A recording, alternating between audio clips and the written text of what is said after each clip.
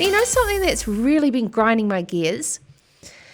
I understand the money going in and to drought spending around farm advisors being able to pump funds into them to help support feed budgeting.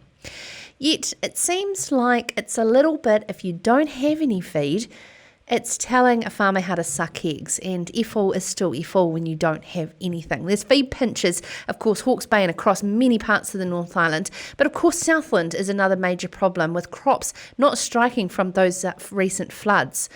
But there is feed surplus in regions, and we don't seem to yet have the funds to truck it to these deficits, and that is the bit that really grinds my gears. I want your thoughts and comments below. Of course, questions for Ivan and comments below on this feed situation and how we can help support it and improve it. Ivan has had a bit of a ring round the traps today and to update us on the situation. And Ivan Lawrie is the General Manager, as I was saying before, the business operations at FAR, and joins us now on Sarah's Country. Good evening, sir. Good evening, Sarah. Yes, as I was listening to some of your previous speakers tonight, we are going through some very, very strange times, coupled with some very extreme weather events throughout this country.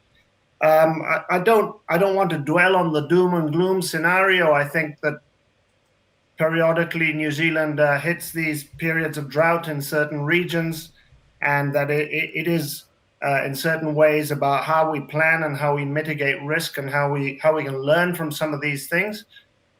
So yes, I mean, I've been talking to some people within the industry today, farmers, grain growers, grain traders in regions.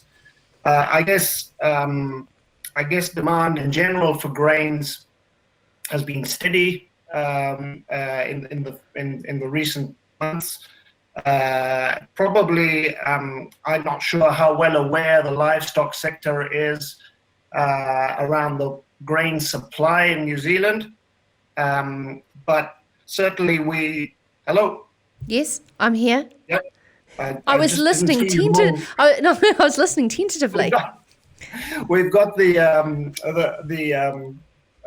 internet communication blues sometimes. So basically, I think what we need to do is get some good communication going, get livestock farmers who are in need for supplementary feed at this stage to get in touch with their local reps, their regional reps who understand the markets and who can put farmers together and join supply with demand.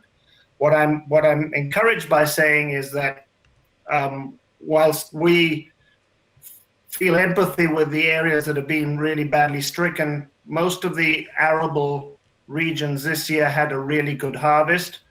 The supply of grain is there, it's strong, it's much better than it was last year, and that we really just need to get over some of our infrastructure and logistics problems to get the grain to the right place at the right time. What do you think, Ivan's going to be able to support those logistics? Because that seems to be the real bottleneck to get the feed where it's needed. So, as I say, I think giving your local traders a real understanding of where that demand needs to go is important, so that packets of grain can be put together in a way that transport becomes more efficient.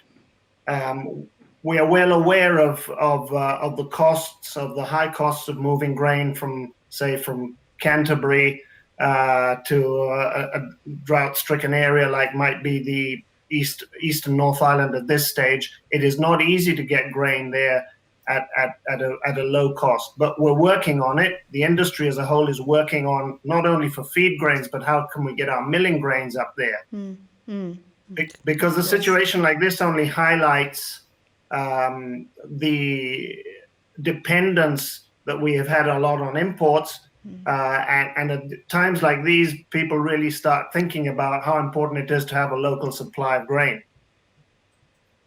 Yeah, absolutely. I was just visualizing this big tunnel that we can build. That's a big grain tunnel. Because, of course, like you said, with regards to milling wheat, in South Island, bread is made out of South Island wheat, but in the North Island, of course, heavily imported wheat, let alone our feed grain.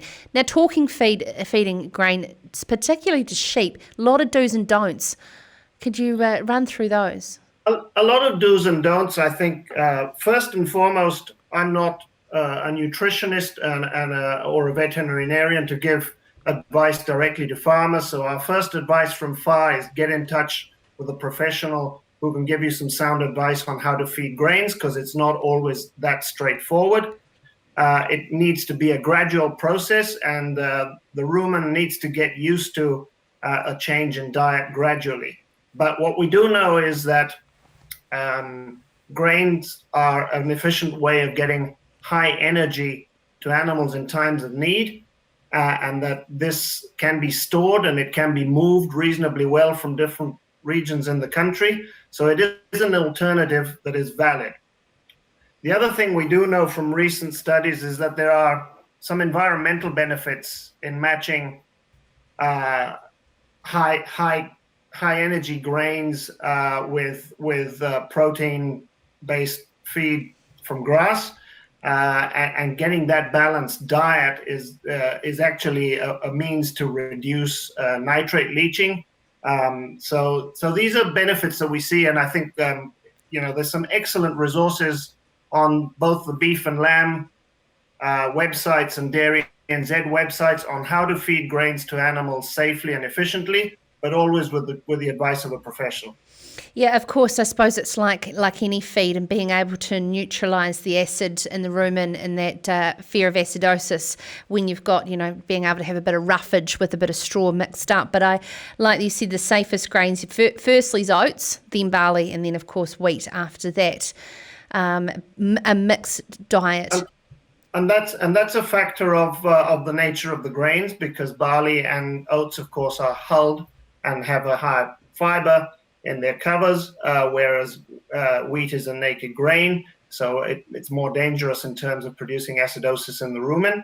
But all grains can be used, and as I say, with safe advice, can be used wisely.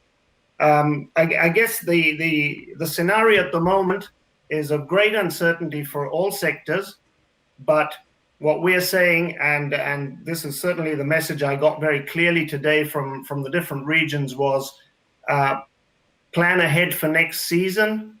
Make sure that you've got some conversations in place with your suppliers so that you don't get caught out in spring with a lack of supplementary feed, because at the moment, as I say, demand is very steady, and we've got to make sure that the feed gets to the right place at the right time, and that conversation's had early. Absolutely. It's not just the winter, it's going on for far longer than that.